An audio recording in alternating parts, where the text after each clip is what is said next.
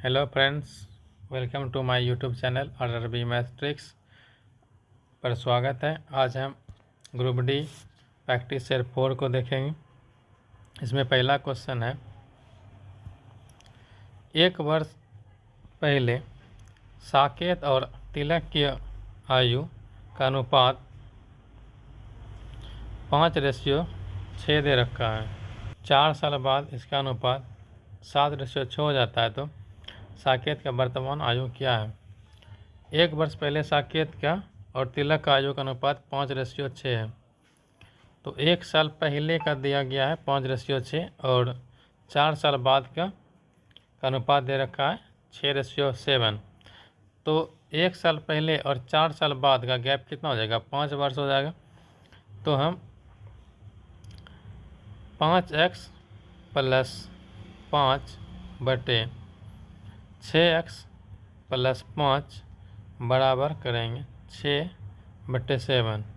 इसमें cross multiplication करेंगे तो हो जाएगा 35x + 35 बराबर 6 × 6 करेंगे 36x और 6 से 5 में गुना करेंगे तो 30 में।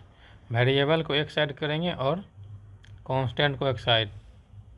35x को उस साइड भेज देंगे तो हो जाएगा x और कांस्टेंट 30x को इस साइड भेज देंगे तो हो जाएगा घट के 5। तो x बराबर मेरा आ गया 5। तो इसमें दिया गया एक साल पहले का रेशियो दे रखा है 5:6। एक वर्ष एगो का रेशियो दे रखा है 5:6। तो साकेत का कितना है 5, तो साकेत का हो जाएगा 25 वर्ष। लेकिन हमसे पूछा जा रहा है साकेत का प्रेजेंट, तो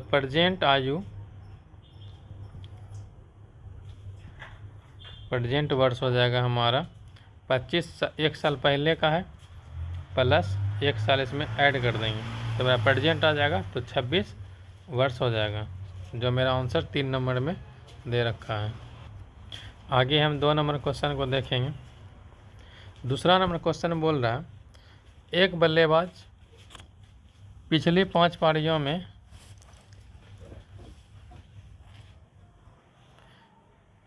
पारियों में रन बनाता है। यदि उसका औसत 43 है तो चौथा पारी में कितना बनाया है। तो इसका एवरेज तो हम लोग पहले जान चुके हैं। तो एवरेज बराबर औसत बराबर होगा कुल रन बटे कुल पारी।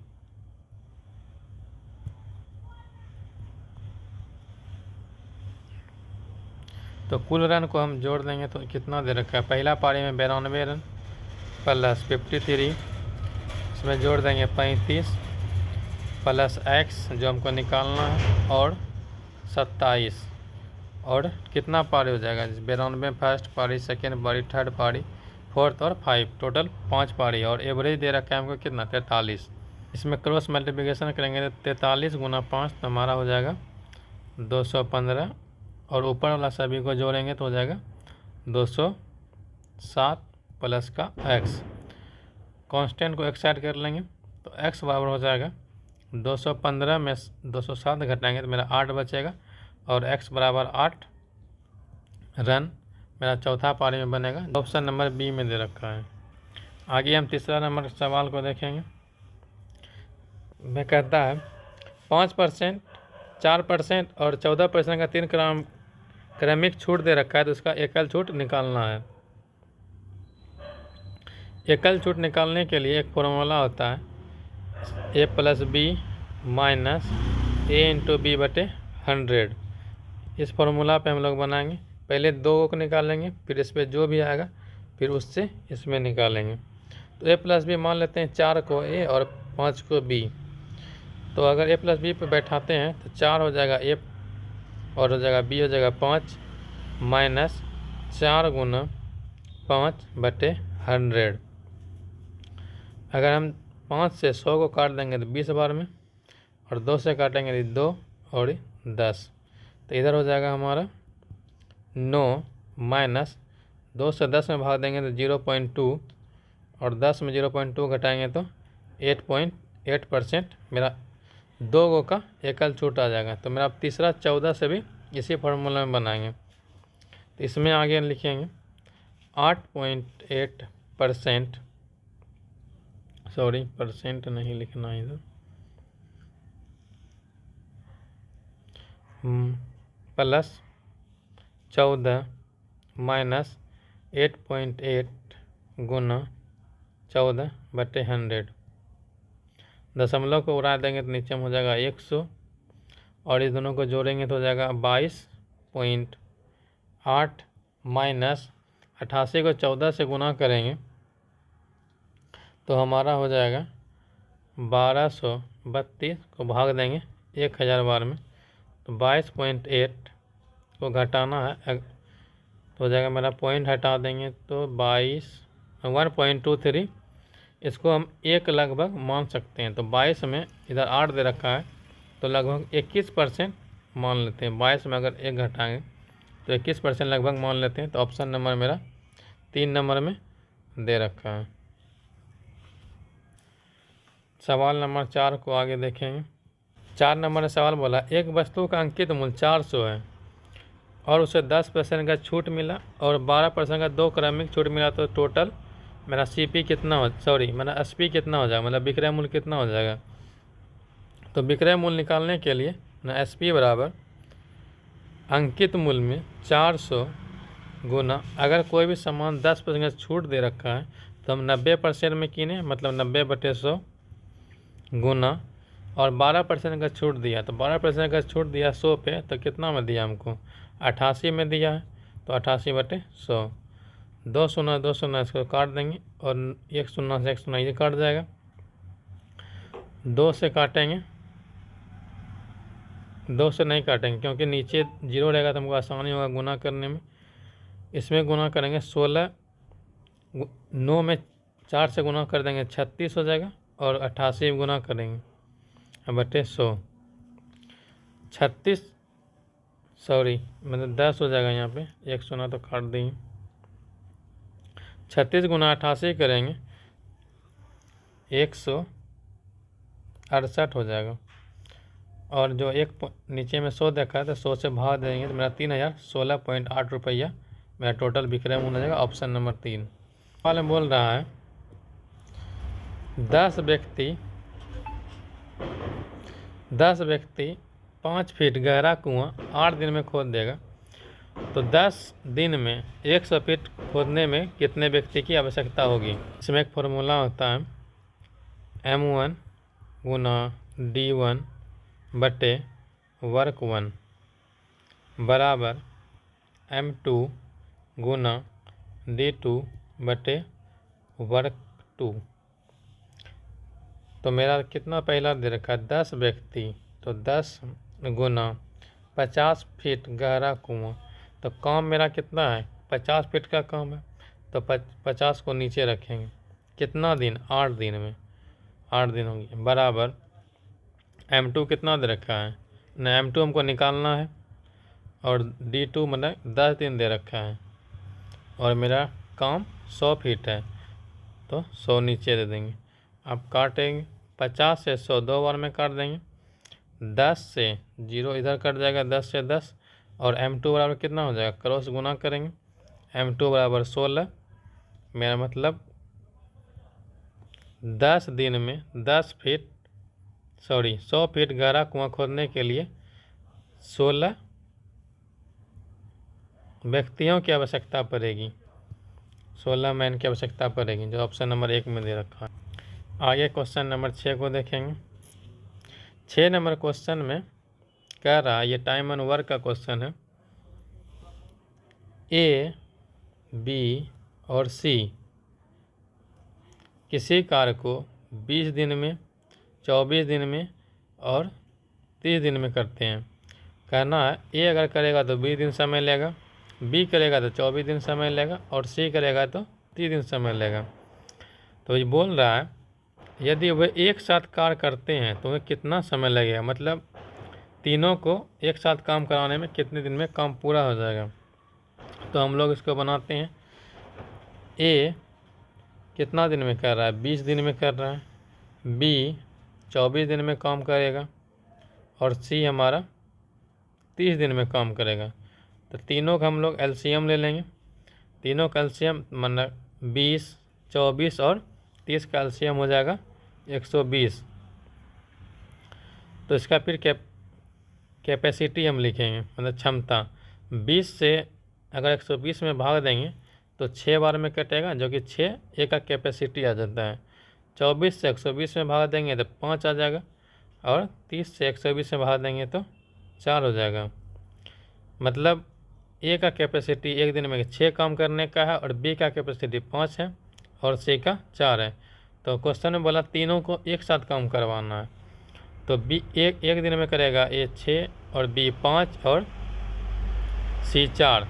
तो ए प्लस बी प्लस सी काम कराएंगे 120 टोटल काम है, और सबको जोड़ देंगे तो हो जाएगा 6, 4, 10 और 5, 15। अगर 15 से भाग देंगे तो 8 बार में 120 कट जाएगा, और 8 दिन तीनों मिल के काम कितना करेगा, 8 दिन में काम खत्म हो जाएगा। ऑप्शन नंबर 1 सही है। आगे हम लोग क्वेश्चन नंबर 7 को देखेंगे। क्वेश्चन नंबर 7 परसेंटेज का सवाल है।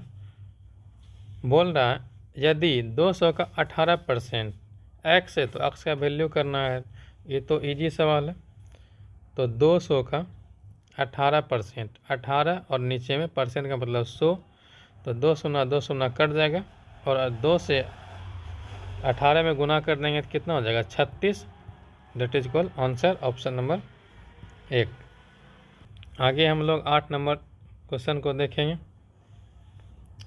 8 नंबर क्वेश्चन में बोल रहा है एक 725 मीटर लंबी ट्रेन है, 48 सेकेंड में 235 मीटर लंबी सुरंग को पार कर जाती है। तो रेलगाड़ी का चाल निकालना है, मतलब रेलगाड़ी का स्पीड कितना है।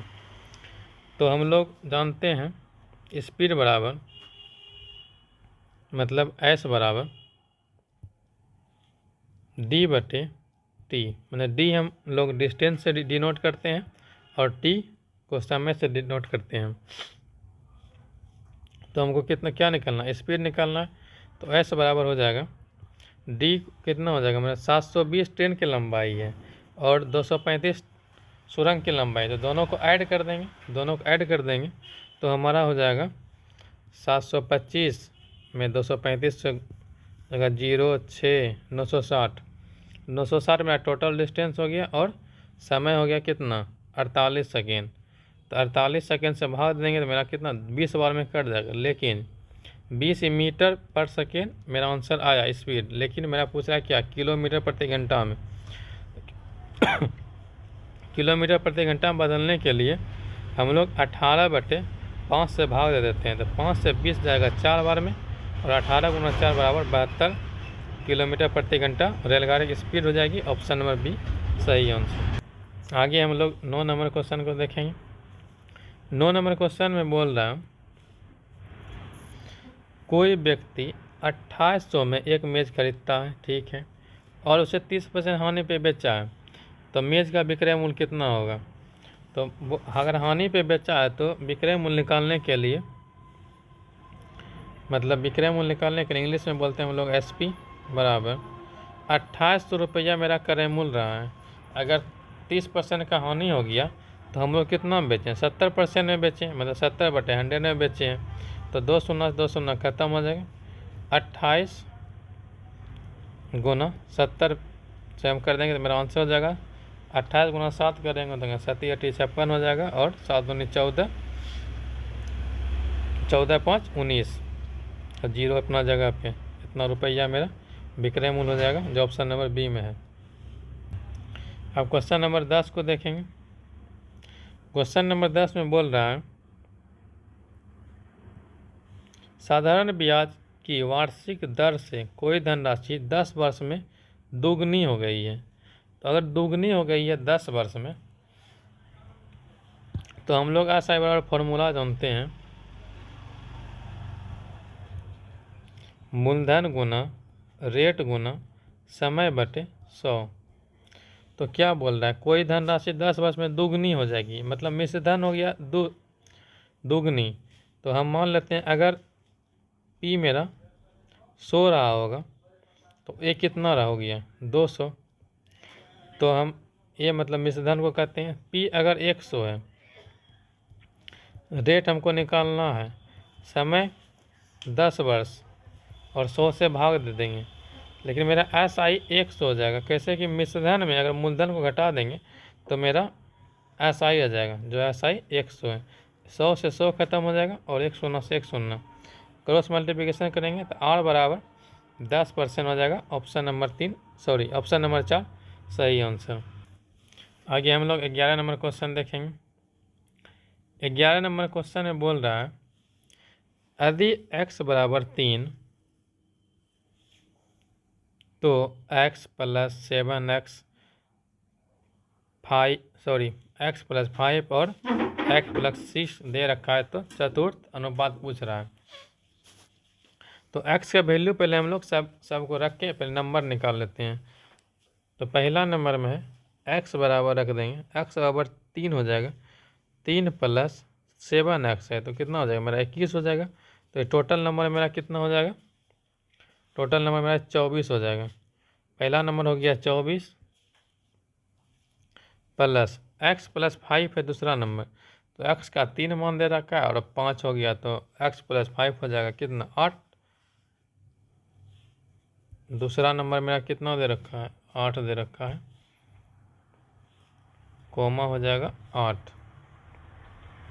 और तीसरा नंबर क्या है x प्लस 6, x जगह 3 दे रखा है और 6 मेरा हो जाएगा प्लस जोड़ेंगे तो हो जाएगा 9। और चौथा आदम को निकालना ही है। चतुर्थ अनुपात निकालने के लिए रेशियो को बराबर कर देते हैं, तो हो जाएगा 24/8 बराबर 9 इधर तो x दे रखा है, हम y मान लेते हैं, नहीं तो सेम हो जाएगा, y मान लेते हैं इसको, चौथा नंबर को, तो y इसको मान लिए। तो 8 से 24 कट जाएगा 3 बार में और 3 से 9 कटेगा 3 बार में। फिर क्रॉस मल्टीप्लिकेशन करेंगे तो y बराबर मेरा 3 हो जाएगा। इधर राइट आंसर ऑप्शन नंबर 4। आगे हम लोग क्वेश्चन नंबर 12 को देखेंगे।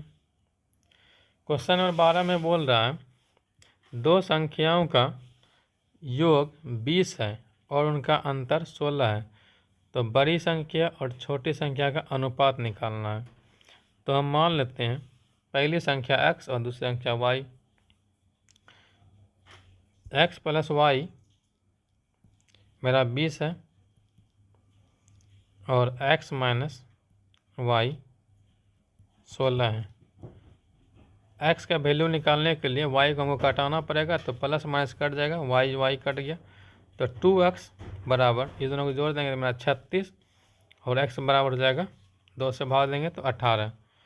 अगर x प्लस y बराबर 20 है तो मेरा x बराबर 18 है, तो y बराबर कितना हो जाएगा 2 हो जाएगा। तो सबसे बड़ी संख्या तो मेरा 18 हो गया और सबसे छोटी संख्या 2 हो गया। तो दोनों को रेशियो पूछा है तो मेरा बड़ी संख्या हो जाएगा रेशियो छोटी संख्या 2 है, तो रेशियो काट देंगे 9 रेशियो 1। इधर आंसर ऑप्शन नंबर 1। आगे हम लोग 13 नंबर सवाल को देखेंगे। 13 नंबर क्वेश्चन में बोल रहा है 16 और 144 का मिड प्रोपोर्शनल मतलब मध्य समानुपात बोल रहा है। इसका फॉर्मूला होता है मिड समानुपाती बराबर root of A B.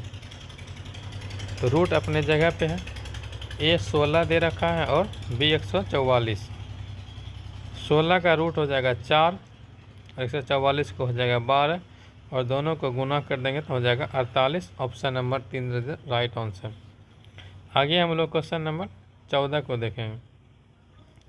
14 number question मेरा स्टैटिस्टिक्स का क्वेश्चन है। इसका कहना है विद्यार्थियों की कुल आयु निम्नलिखित आंकड़े में बहुलक को ज्ञात करना है। तो बहुलक बराबर होता है जो टोटल आंकड़ा में सबसे ज़्यादा बार दिया गया है वो हमारा बहुलक होता है। हम कह सकते हैं बहुलक बराबर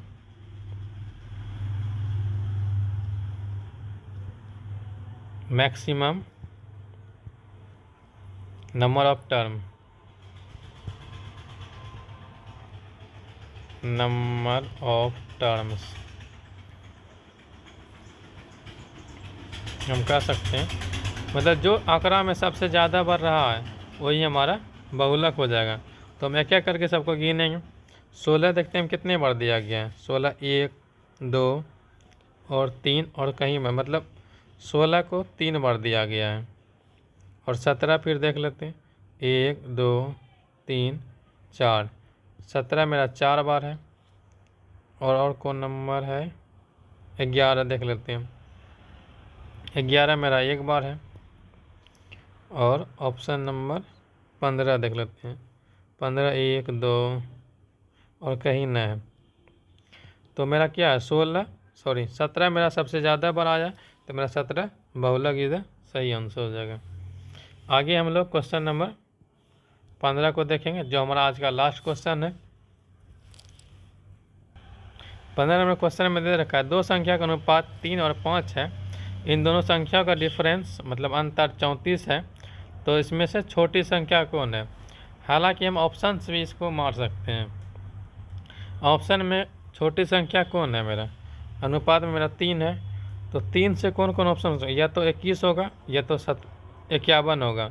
85 3 से नहीं कटेगा और 31 भी 3 से नहीं कटेगा। तो ऑप्शन नंबर 2 हम फंस गए हैं। तो या तो 21 आंसर होगा और 51 होगा। इसलिए हम आगे को बनाना पड़ेगा सवाल को। तो दो संख्या दे रखा है, कितना दे रखा है 5:3 और मेरा अंतर में डिफरेंस दे रखा है कितना 34। इसका अगर यूनिट में डिफरेंस ले लेंगे तो मेरा 2 यूनिट हो जाएगा बराबर 34। तो 1 यूनिट बराबर कितना हो जाएगा 17। तो हमसे क्या पूछा गया छोटी संख्या। तो छोटी संख्या कौन आ जाएगा 3 है।